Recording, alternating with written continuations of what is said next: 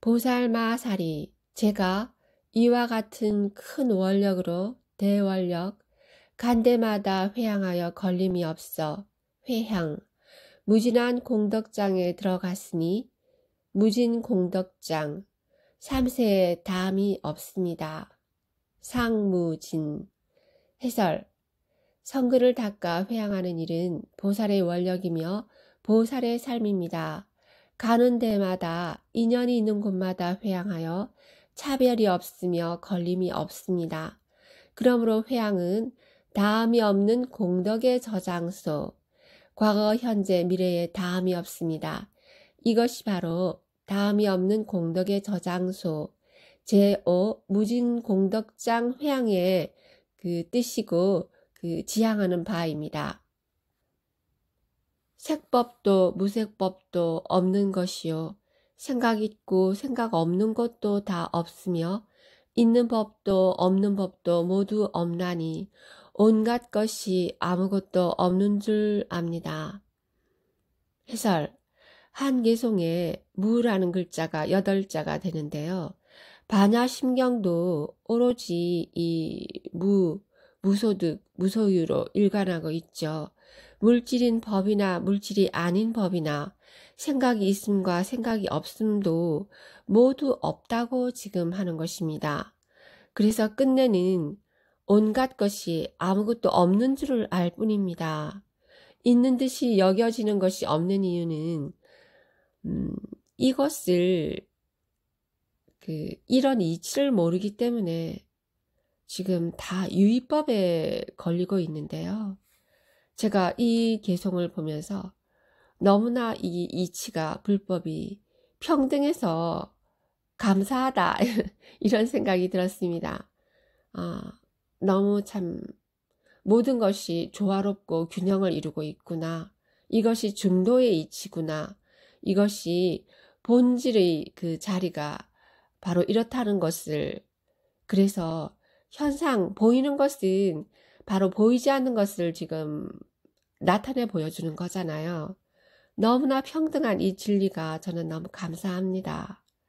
그래서 일체 내가 어떤 유의로 어떤 일을 하더라도 일체 업과 과보가 중도적 공성이기 때문에 취하지 않습니다. 온갖 것이 아무것도 없는 줄을 알면 그것으로 다 본질이 나에게 드러날 뿐입니다. 청정심이 계속, 심청정이 계속 나오고 있는데요. 마음의 청정함, 이 심지, 마음의 땅에 심청정을 계속 심어야 합니다.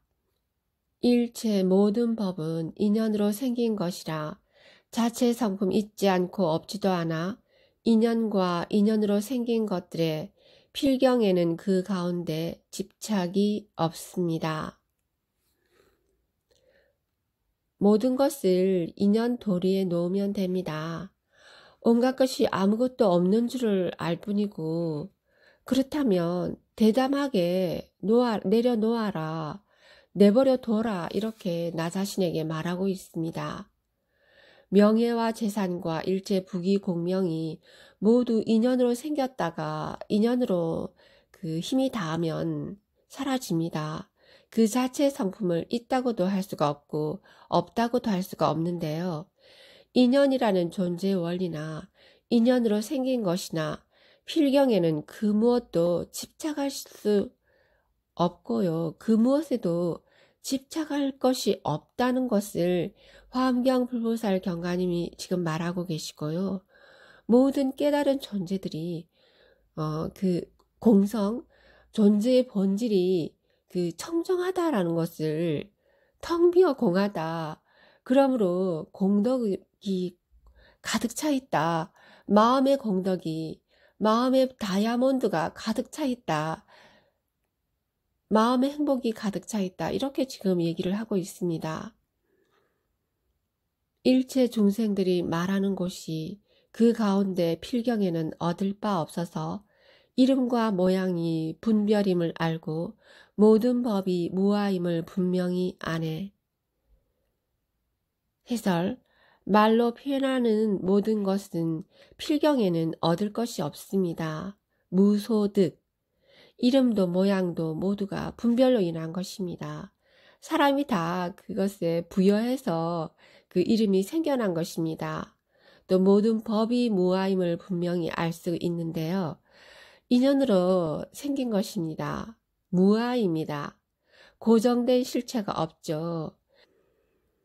그래서 알고 보고 있는 것은 그림자와 같은 것이다.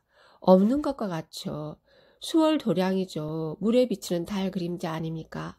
물에 비춰져 있지만 그 달은 물 속에 있는 것이 아니라 하나입니다. 본질 속에서 현상이 다 나누어져 있는 것입니다. 중생들의 성품이 본래 정멸해서 이와 같이 일체법을 모두 잘 알며 삼세 남김없이 다 포섭되어 세계와 모든 업이 모두 평등합니다. 해설. 중생의 성품과 일체 존재의 성품은 본래 텅 비어 정멸합니다. 제법은 본래로 정멸한 것이라고 깨달은 존재들이 계속 얘기하고 계시는데요. 이와 같은 이치로 일체법을 알아서 일상을 내가 살아가는 삶에서 이것을 터득한 다음에 이것이 나에게 명문과 피력으로 다 형성이 되고 스며들어서 과거, 현재, 미래 모든 법을 이 원리에서 생각하면 됩니다. 세계도 인간이 짓는 모든 그 일들, 모든 형성되는 이 모든 것들이, 이 모든 업들이 정멸하여 평등합니다. 연기와 공성과 무아의 이치가 정멸과 같다는 그런 말입니다. 이와 같이 지혜로서 회양을 하면 이해를 따라서 복이 생기고 모든 복덕 모양들도 이해와 같으니 다시 그 가운데 얻을 것이 있으랴. 계속해서 일체 존재 연기, 공성, 무아 정멸의 이치를 깨달으라고, 그래서 그 아는 지혜를 회양하라고 이렇게 얘기를 하고 계시는 것 같습니다. 갖고 있던 일체 모든 소견들을 모두 다 내버려 남김이 없고 번뇌 열기를 다 떠나니 항상 청량하여 해탈에 걸림이 없는 곳에 머물게 됩니다. 해탈무애지. 보살은 일체법과 모든 법의 성품을 버리지 아니하고 모든 법이 마치 메아리와 같은 줄 알아서 일체법에 모두 다 집착함이 없습니다. 해설. 일체법은 현상이고 모든 법의 성품은 현상의 텅 빈 본질입니다. 견해가 중도적 관점에 바로 선 보살은 이 두 면을 잘 알고 있습니다. 본질과 현상. 일체법은 현상이고 모든 법의 성품은 현상의 텅 빈 본질입니다. 견해가 중도적 관점에 바로 선 이 보살은 본질과 현상의 이치를 잘 알고 있습니다.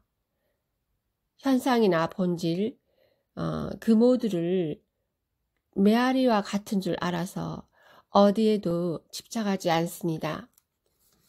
중생들이 나는 일이 없으며 중생이 유전함도 없음을 아나니 실로 중생이라 말할 것이 아주 없지만 다만 세속, 현상을 의지하여 거짓으로 보이도다. 이렇게 했습니다. 해설.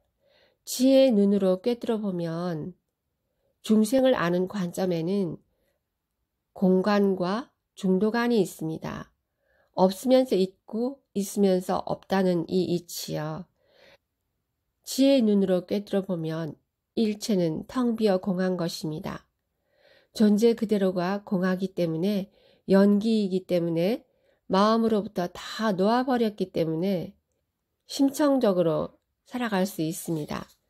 일체 중생을 지금 그대로 부처님으로 보는 관점, 자비롭거나 또 지혜롭거나 인욕을 잘 한다거나 육바람 일을 잘 실천해서가 아니라 존재 그대로 탐진치 84,000번대를 다 가지고 있는 지금의 그대로를 부처님으로 보는 것이 바로 화엄경의 안목입니다.